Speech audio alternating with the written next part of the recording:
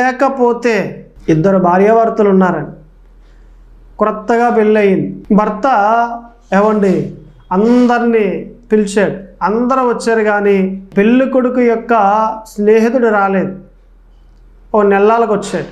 ఒరే ఏమనుకోకరా, దయచేసి నాకు మరి లీవ్ ఇవ్వలేదు, దయచేసి నేను ఇప్పుడు వచ్చాను కదా, పెళ్ళికి రాలేదని మనసులో పెట్టుకోకు, మా చెల్లి ఎలాగుందో బాగుందా, ఒరే ఒకసారి నీ మొబైల్ ఇలాగా మా చెల్లి గురించి నీ మొబైల్లో పేరు ఎలాగెక్కించుకున్నా చూస్తాను నేను అని అన్నాడట. అలాగనగానే మొబైల్ ఇచ్చాడు, చూశాడు. ఆ నెంబర్కి పేరు ఎలాగుందా ఆ నెంబర్కి అంటే మై లైఫ్ అని ఎక్కించుకున్నాడు. స్నేహితుడు, రే మా చెల్లికి ఎంత నీ జీవితంలో విలువిచ్చేవరా, నీ హృదయంలో మంచి స్థానం ఇచ్చావు, మై లైఫ్ అని ఎక్కించుకున్నావు, చాలా సంతోషం. అంటే అర్థం ఏంటి? నా జీవితమే నా భార్య అని ఎక్కించుకున్నాడు. సంతోషించాడు స్నేహితుడు. మరలా వెళ్ళిపోయాడు. 1 సంవత్సరం అయిపోయింది. మరలా అప్పుడు సెలవులు వచ్చాయి. అప్పుడు మరలా వచ్చాడు. ఒరే బాగున్నావా? బాగున్నానరా. మా చెల్లి ఎలాగుంది? బాగుందిరా. రే మొన్న చూశాను కదా, మొన్న సంవత్సరం వచ్చినప్పుడు మరలా చూస్తాను ఒకసారి, ఎవరా నీ మొబైల్ అని అంటే మరలా తీసుకున్నాడు.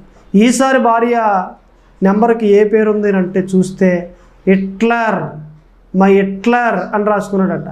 ఇదేంట్రా మై లైఫ్ అని ఎక్కించుకున్నావు కదా, మై హిట్లర్ అని రాసుకున్నావు ఏంటి అని అంటే, ఒరే ఈ సంవత్సరంలో తేలిందిరా, నా ప్రాణానికి హిట్లర్గా ఉందిరా నా భార్య అని అన్నాడట. రే నేను ఎంతగానో సంతోషించాను, మళ్ళీ ఇంతలోనే సంవత్సరంలోనే నువ్వు ఇలా దిగిపోయావా, ఇంతలాగా గొడవలు వచ్చేసాయా, ఇదేంట్రా అని అంటే, ఏం చేస్తావరా, ఏం చేస్తావు, ఇంటికి వెళ్ళాలంటే భయం వేస్తూ ఉంది, అసలు ఇంట్లో కూర్చోవాలంటే నా ఇంట్లోనే కూర్చోవాలంటే నాకు భయం వేస్తుంది, అంతలా గొడవలురా బాబు, నేను ఈదిలో కూర్చుంటాను, నేను 10 గంటల వరకు, 10 అయిన తర్వాత అప్పుడు వెళ్తాను ఇంటికి, 2 ముద్దలు తినేసి పడుకుంటాను రా, నేను అన్ని గొడవలరా, మా హిట్లర్రా బాబు, నా జీవితానికి హిట్లర్లా తయారైంది అని అనగానే ఏదో మొత్తం మీద బలపరిచాడు, వెళ్ళిపోయాడు.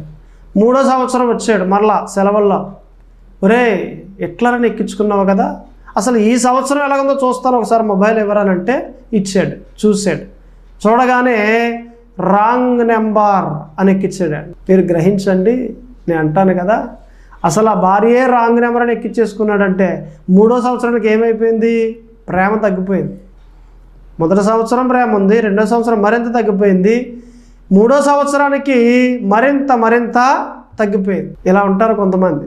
నేను అంటాను, దయచేసి వాక్య ప్రకారంగా మనం ఆలోచన చేస్తే, ఒక వ్యక్తి దేవునికి ఎందుకు శత్రువు అయిపోతూ ఉన్నాడు?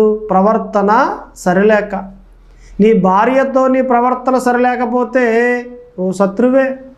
నీ భర్తతో నీకు సరైన ప్రవర్తన లేకపోతే, సరైన సమాధానం లేకపోతే, తిడతా ఉన్నా కొడతా ఉన్నా, ఏమండి భార్యాభర్తల మధ్యలో సరైన సంబంధం లేకపోతే నువ్వు దేవునికి శత్రువే. నీ ప్రవర్తన సరిగ్గా లేదు కాబట్టి, నీ ప్రవర్తన సరిగ్గా లేనందున నువ్వు దేవునికి శత్రువుగానే కనిపిస్తూ ఉన్నా.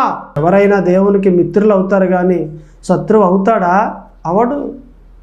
దేనికని నువ్వు ఇలా జీవిస్తూ ఉన్నా. దయచేసి నువ్వు ఎలాగుండాలి? దేవునికి మిత్రుడిగా ఉండాలి. ఎలా ఉండకూడదట?